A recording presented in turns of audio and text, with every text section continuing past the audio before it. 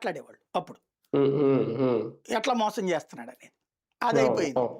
హ్మ్. అక్కడ ఎట్లయితే మోసం చేస్తున్నారో, ఇప్పుడు రేపొద్దున ఈ లాటరీ గురించి అదే జెప్తారు. రాష్ట్ర అంతే. ప్రజల హ్మ్. సంక్షేమం కోసం పెడతంటే ఎంతమంది లబ్ధిదారులు రూపాయి పోతే పోయిందనుకుంటారు. మనం హ్మ్. వద్దన్నా సరే ఆన్‌లైన్‌లో ఇక వాళ్ళ పేపర్‌లో వచ్చేస్తాయి. వాళ్ళ టీవీలో వచ్చేస్తాయి. అవును. ప్రభుత్వానికి ఆదాయం సంపాదించేటప్పుడు ఏంటంట తప్పు ఇందులో? హ్మ్.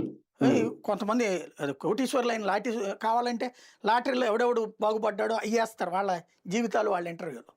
అవును. అయి అవును. ఫోకస్ చేయడం బిగించేస్తారు. మనల్ని మానసికంగా ఎలాగా ఎదవల్ని జేయాలో వాళ్ళకి బాగా హ్మ్. తెలుసండి. చేతిలో ఉన్న మీడియా మొత్తం మీద ఎకో స సిస్టమ్. సంపద సృష్టి అనేది ఇంకా ప్రజల నుంచే తీసుకోవాలనుకుంటున్నారు. ఆ!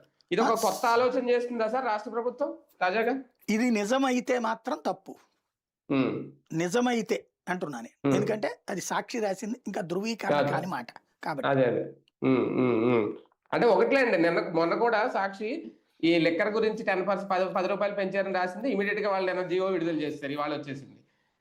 అంటే ముందు రాస్తుందంటే అది నిజం అవుతున్నాయి. ఆ యాంగిల్‌లో చూసుకున్నప్పుడు ఒకవేళ అయితే ఏంటి అనేదే ఇక్కడ పెద్ద చర్చ. అంతే. అంతే. రైట్. రైట్. చూద్దాం మొత్తానికి నిజంగా